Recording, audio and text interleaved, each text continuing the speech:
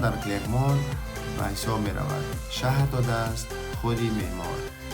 دوستان عزیز، چنانچه گفتیم در شهر کلرمون یک ولکانی وجود دارد که خیلی هم مشهور.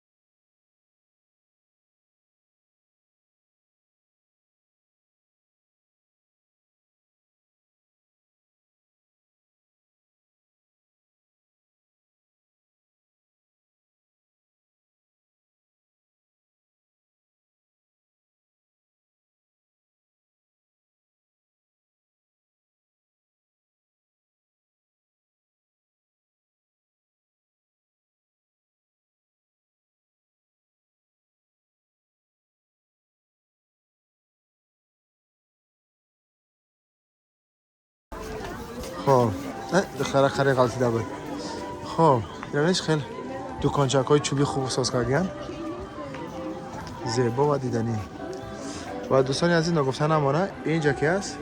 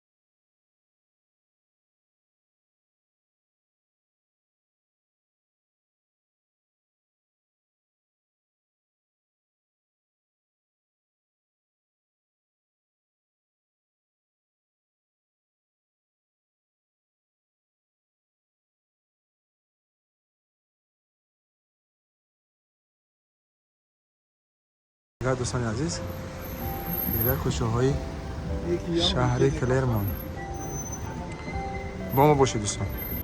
دوستان عزیز راستیگه ما در شهر کلرمون قرار داریم فعلا و چیز جالبی که به نهایت ما در اولین بار از میبینیم، نمیفهمم شما دیده ندیده، این خط ریل میبینین، این خط راه آهنه، یعنی تراموای های شهر در خط در یک خط با حساب میروند. اینا ببینین جالبی را، یعنی این خط مثلا خط اولش دیگه طرف میروه، خط دیمش دیگه طرف.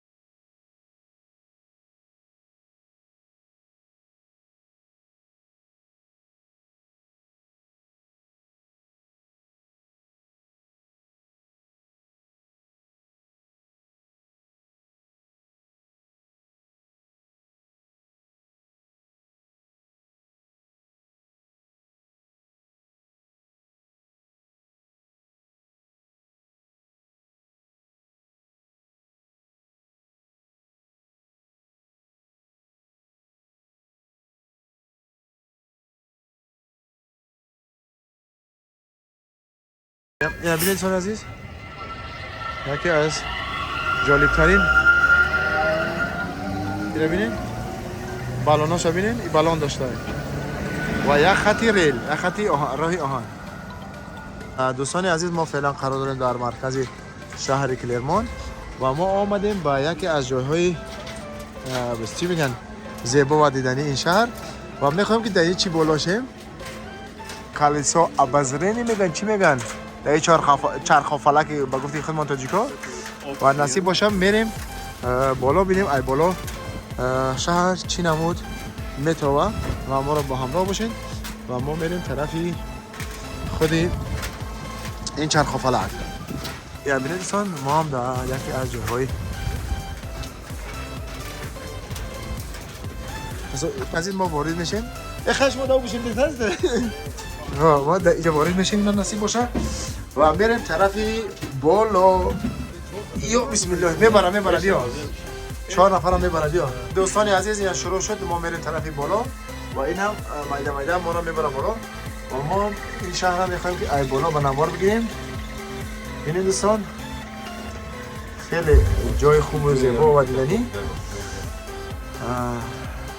گپای به معنی نزدیکی سیامکار فیصد بچه. این طرف هم ببینید دوستان عزیز خیلی هم ساختمان های زیبا و بر هوا. اینجا مغازه ها، خرگاه سنترال به حساب اینجا طرف